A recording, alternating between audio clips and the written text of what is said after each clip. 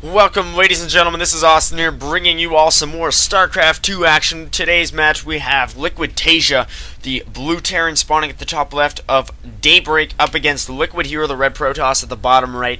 This match is game number 4 from the DreamHack Winter 2012 Finals, which is best of 7 format. So this game could be the last of the series should HerO win. So everything on the line right now for TaeJa.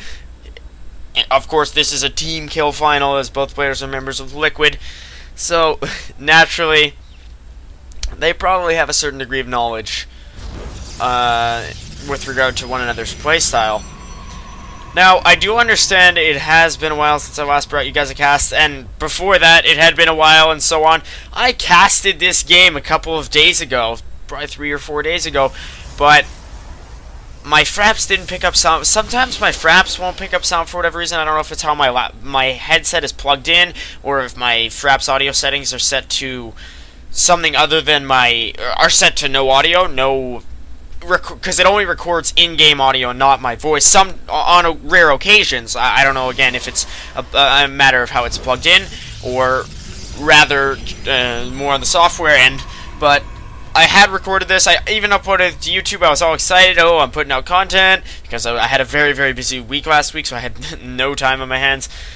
And then I watched it on my front page of my channel and realized that there's no Austin talking. It's just the game playing out, which might be a little bit bland if I'm doing commentaries without any commentating.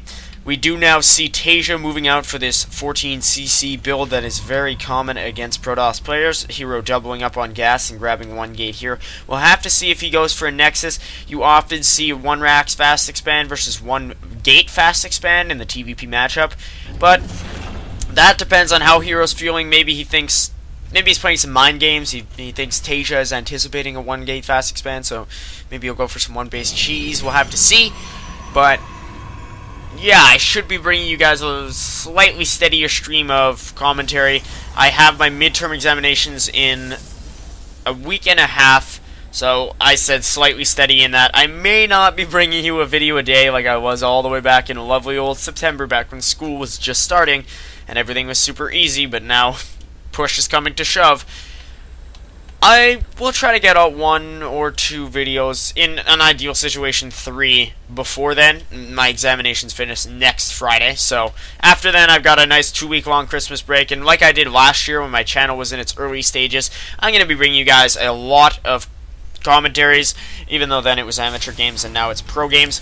So make sure, if you're wondering where the content is, to tune in, particularly over the Christmas holidays, but be sure to check out the few commentaries I will bring you before then, as I'm sure I will put a lot of effort into them and make sure that the games I'm casting are very high quality, as this game was supposedly considered. I did follow this particular tournament. It was from a few weeks ago. I do know the result, but of course I will not spoil it for you guys, because I am a lovely, kind commentator. HerO is indeed getting his Twilight Council. No sign of a Nexus. He's kind of poking out a little bit here with a Zealot, and his Stalker a little bit indecisive, so he turned it around. TaeJa will have his bunker up in time. He's got his CC mining. So the key factor in this game is whether or not TaeJa will be able to establish a fully productive natural expansion. I've used this term before, but TaeJa needs to get naturated.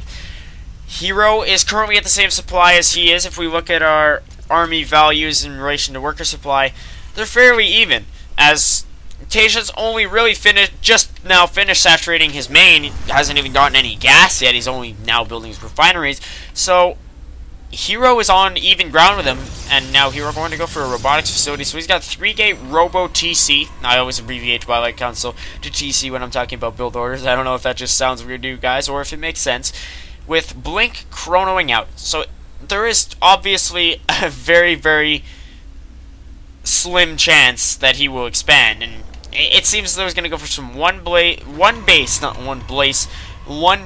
Blink Observer play, which do or die truly. If he's able to get a good number of worker kills off, then he might be able to expand on the back of it, but other than that, he'll have to kill his opponent outright, or he will be quite behind in this match. It seems as though this area here has been seen by one or two of our players. TaeJa has seen it, and HerO has seen it. So there must have been a little bit of activity there.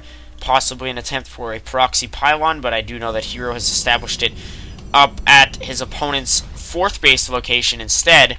He's just now warped in 3 stalkers. He knows that his opponent's base is essentially impenetrable from the front. There's a nice little contingent of 4 Marines in a bunker, and then a hefty 10 outside of it, with a Marauder now coming out. So if HerO's able to attack within the next few minutes, he will be in he will have a lot better chances to succeed in his all-in, pretty much. This is more or less an all-in. As I mentioned before, he needs to do a lot of damage. So at this point, the attack has a reasonably high success rate, as now HerO is going to blink in, focus down one of TaeJa's Marauders, and will now target down a few SCVs while the Marines try to wear down these stalkers. HerO will be able to blink out whenever he desires, saving wounded stalkers there. Very nice micro there from HerO, and he's going to aggressively blink right back in. TaeJa needs to watch his focus firing because a lot of these stalkers were low on health, and now HerO going to blink a few of them out. He did lose a couple, but if you look at our units lost tab, he's lost 200 resources less than his opponent, so I would argue that that was worth it.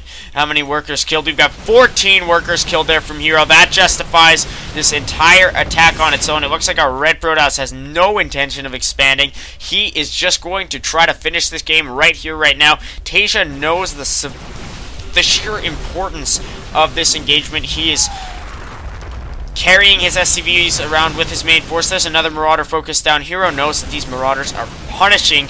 That's a nice pun because they have Punisher grenades with that 20 damage versus armored in comparison to the mere 6 damage with the C16 Gauss rifle of the Marine.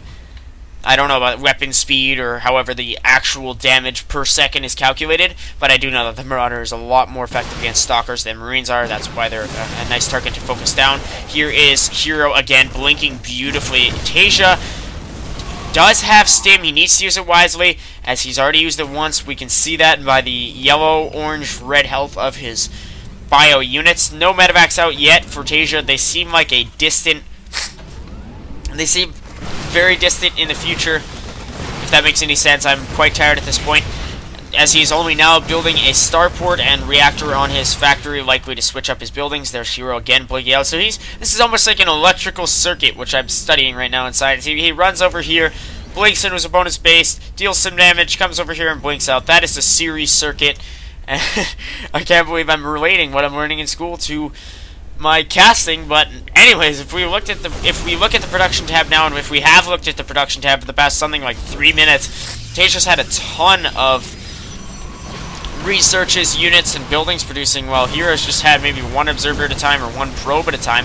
Now he will have to watch his engagement positioning here, as TaeJa has the high ground, but HerO will have an observer up in his opponent's ramp. It will get focused down after the scan by TaeJa. HerO warping in a couple more stalkers, and this engage is looking better and better for him, focusing down Marauders, or at least he should be. They are all gone. TaeJa only has a few Marines left, though he is producing off 3 racks. I don't think it will quite suffice. He has 2 more Marauders out on the field. HerO blinking very nicely. It looks like our workers killed count has been brought up all the way to 24. Very nice play here from HerO. 1 base Protoss play, just like back in the 2010 beta days of StarCraft 2, when Protosses didn't even know what the word expand meant. Now, there is HerO blinking in, focusing down a lot of TaeJa's bio units with a nice surround. And TaeJa's just going to punch out the GG and lose the entire final series 4-0. I have to say, when I was watching the semifinals and seeing TaeJa advance, I figured, well, this is hopeless for HerO. TaeJa had a monstrous summer. He won Aces ROG, he won a DreamHack, I think it was Valencia, over 4GG in a nice comeback. He was on fire, and HerO just romped him with a 4-0. Subsequently,